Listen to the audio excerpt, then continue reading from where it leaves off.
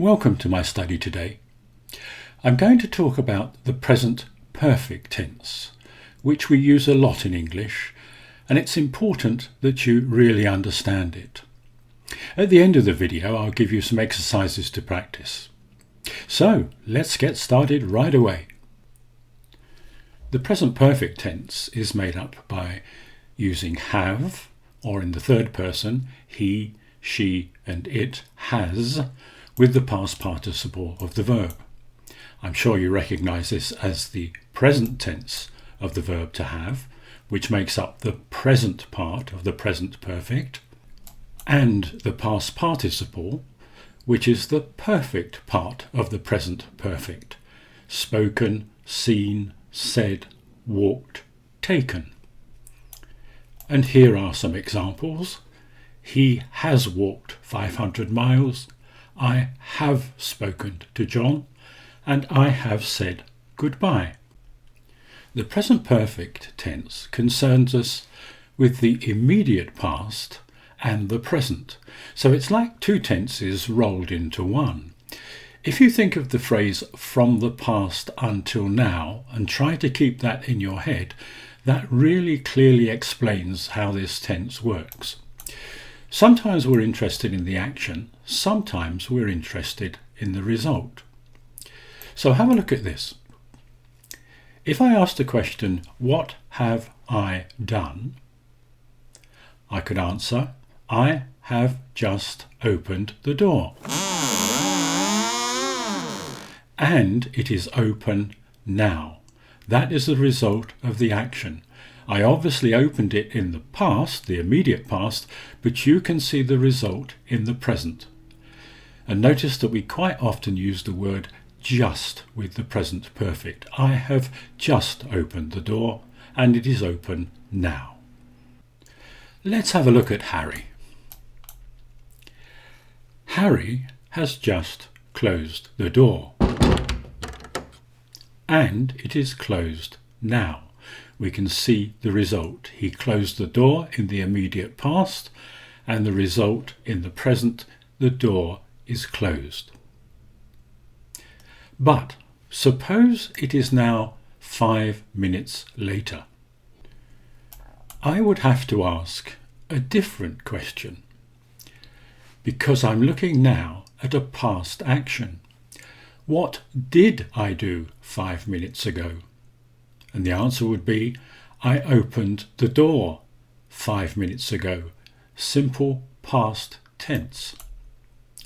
What did Harry do 5 minutes ago? He closed the door 5 minutes ago. Simple past completed action.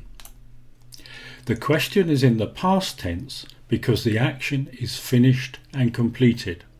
And by the way, notice we cannot use ago with the present perfect tense. Let's see what John is doing. Unfortunately, he is a bit careless and he has knocked his mug onto the floor. Supposing you are in the room and you see the mug on the floor. The question you would ask is, what has happened? And the answer would be, the mug has fallen onto the floor. Present perfect. Let's ask that question in a different way. Why is the mug on the floor? Answer, John has just knocked his mug on the floor. That's in the present perfect. And the result, the mug is on the floor now. We can see it. And we're thinking more about the result than the past action, but the two do go together. John has just knocked his mug onto the floor. But, and you knew I was going to say but, supposing it is 5 minutes later and we want to ask the question again. We come into the room, we see the mug. So we would ask, what happened? John's mug fell on the floor. Simple past. But what about the action? What did John do? Past simple. He knocked his mug onto the floor. And here we're thinking more about the past action. The two still go together, but we're slightly more concentrating on the action. What did John do? He knocked his mug onto the floor. Here are some more examples to help you. Mother says to the boys, "Are you still watching television?"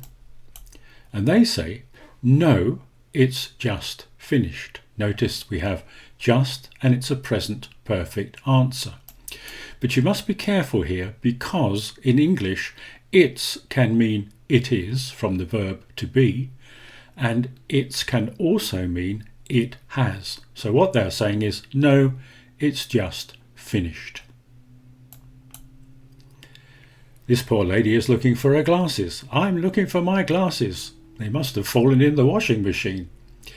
The other lady has found them and she says, "Here they are. I have just found them."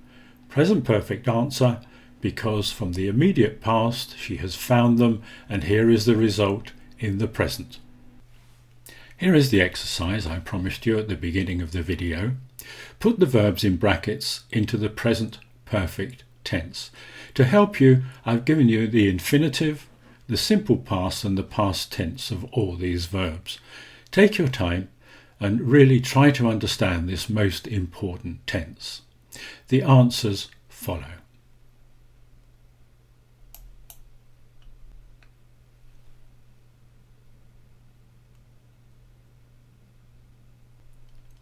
Next time we'll take a closer look at the present perfect tense.